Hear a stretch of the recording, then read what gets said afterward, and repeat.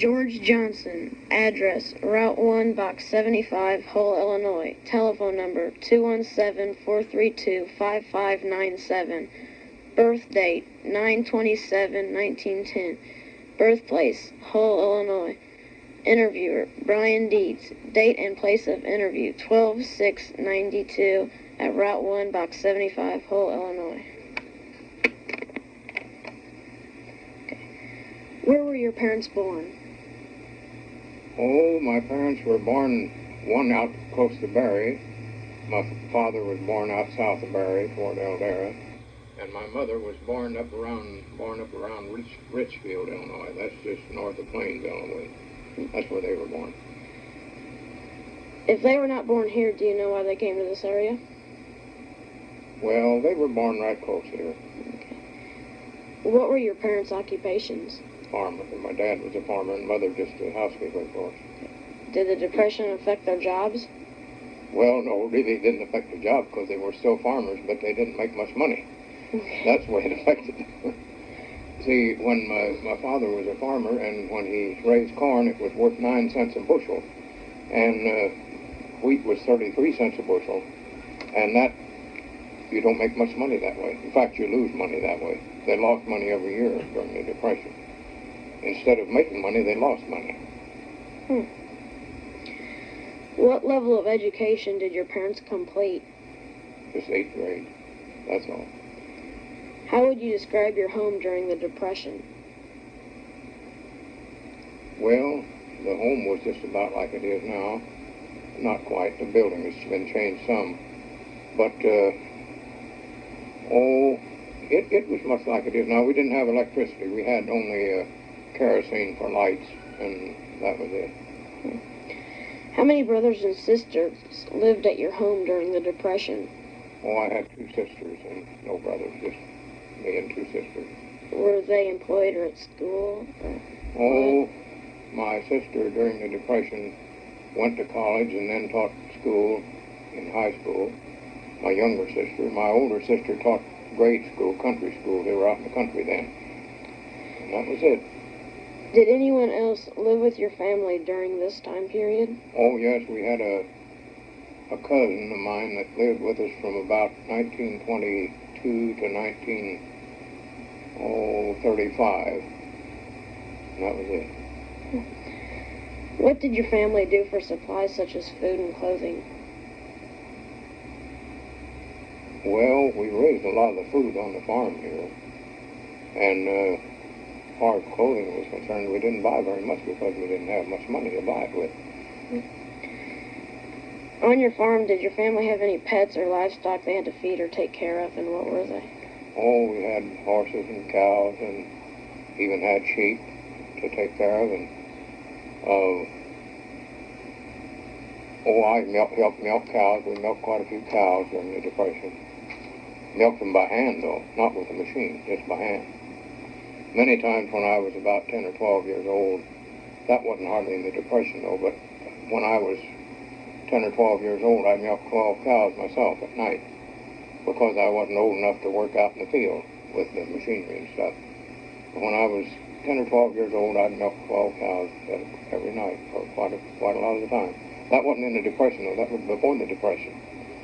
We still had all those in the Depression, though, and worked. And I remember if we had thought that you could get like $1 or $2 or $3 a gallon for milk, we'd have thought we were rich. We probably got 20 cents a gallon for milk when we sold the milk to a company. Did your neighborhood change during the Depression? If so, how? Oh, I don't think the neighborhood changed any. It was just about the same. It really wasn't any different. Were there an expensive habit, such as smoking, that a family member or members had to give up?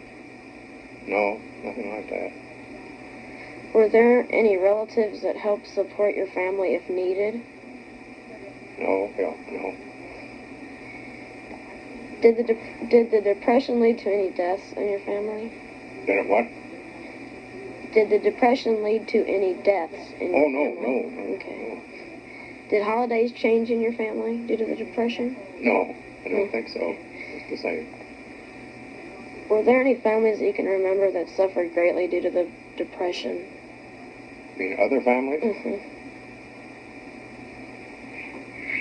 Well, I don't think they really suffered. They didn't have much, but they weren't starving like they are some places in the world now. They had enough to eat. It was maybe pretty poor sort of food, but nobody really suffered. The people that lived with us or the people that worked for us on the farm didn't suffer. They just didn't have very much, but they had enough to eat. They weren't hungry. And you lived here during the Depression, didn't you? What? You lived here during the Depression. Oh, yes, I lived here. Okay. Did you have a job during the Depression? I was lucky. I had a job all during the Depression. What was it?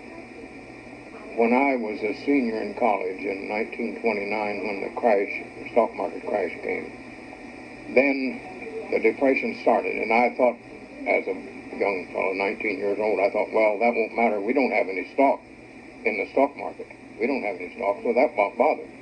I never thought at first that it would make the price of corn and wheat and everything low, and that people wouldn't have jobs. But I was lucky. I had a job. When I got out of college in 1930, I guess it was because of the people at Hull thought they should help local people, and when they knew that they had a boy that graduated from college and could teach school, and there was an opening in the school, they hired me to teach.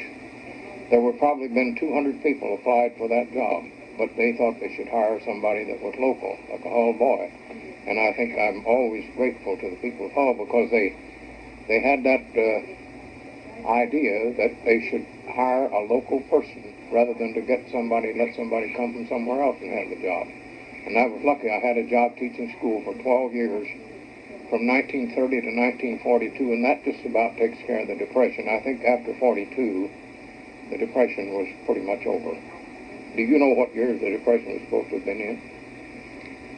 It started in 1929, didn't it? 29, yeah. Mm-hmm. 29 or 30. Mm-hmm. Did your money contribute to help support the family? No, I didn't have to help support the family. No.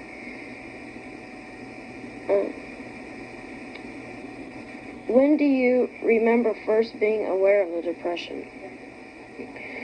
Well, when I got out of college in 1930, in the spring of 1930, I remembered that the year before, in the spring, companies came and interviewed graduating senior boys, young men, and gave them jobs that paid $3,000 a year, and that seemed then like a lot of money.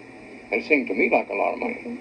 And the job I did get paid $1,350 a year instead of $3,000, which was what the ones just the year before got when they graduated. They got jobs that paid $3,000 a year. And when I was lucky to get a job that paid $1,350, because most people didn't have a job at all. Mm-hmm. I know my roommate in college didn't have any job for several years after he got out of college.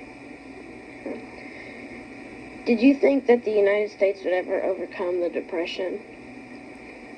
Oh, it was pretty discouraging until Franklin Roosevelt became president, and then he seemed to have such a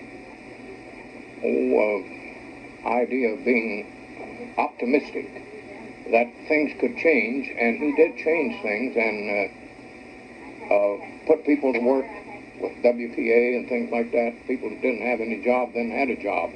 It wasn't any great job, but it was a job, and they could make money.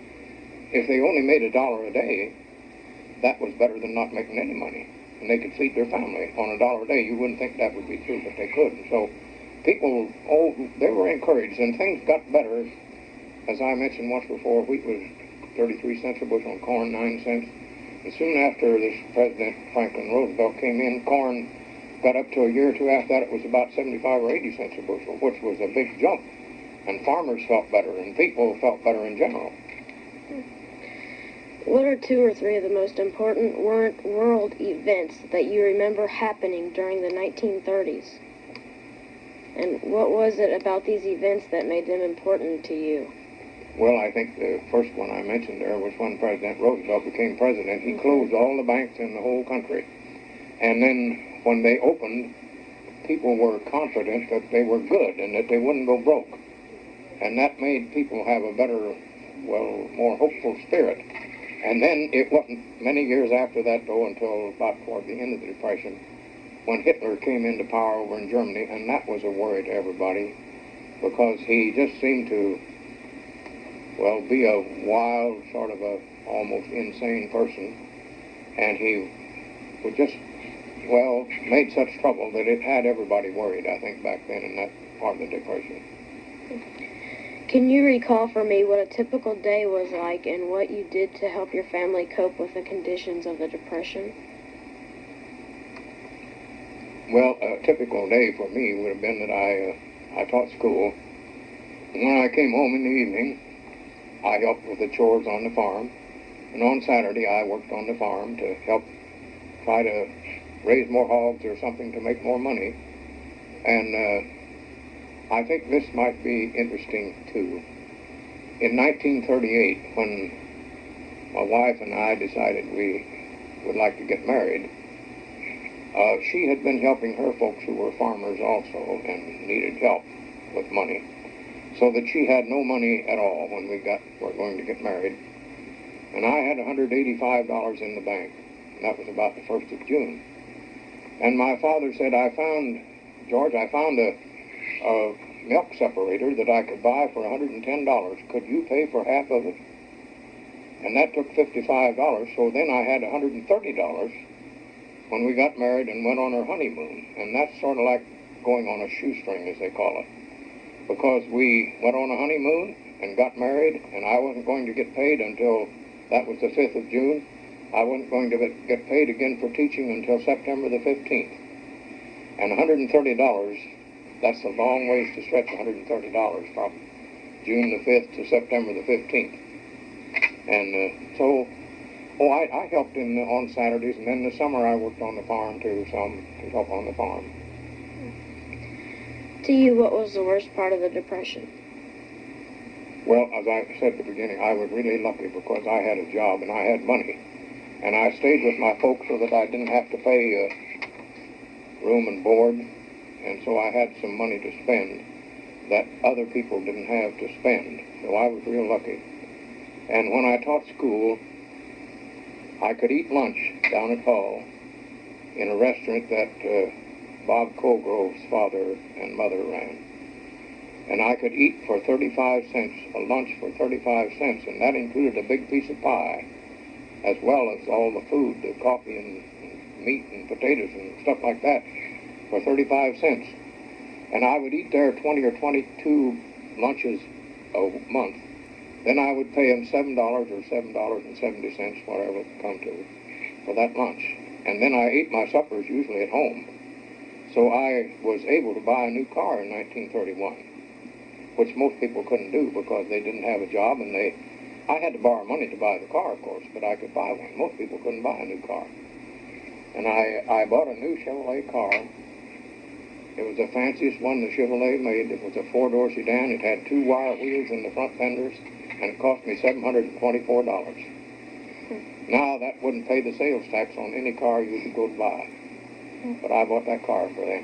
And most people, then I had to go to school in the summer school, to work on a master's degree. And that took what money I could have saved up during the year to go to summer school, because you had to pay room and board and pay for going to summer school. But most people weren't that lucky. They didn't have that opportunity to do that. So I was just plain lucky all the way through. Many people had a real rough time in the Depression, but I can't say that I did. It wasn't. I was just lucky. Is that about all the questions you have? Yeah, I have one more. Do you have any papers or written documents or anything else you remember about the Nothing Depression? like that at all. I can't remember. I mean, I don't have any documents at all to prove it. But one summer when I went to summer school, now this would seem impossible to you, but I ate 20 meals a day. 20 meals a week. 20 meals a week for 8 weeks. That's 160 meals. And it cost me $28.35 for 160 meals. And they were good meals. They weren't just a little sandwich or something. It was good meals like anybody would want, as good as anybody would want. That's how cheap things were in the Depression. It's hard to believe that you could have 160 real meals. Sunday evening's the only meal that I had to go to a restaurant or something and buy. And I got that for $28.35.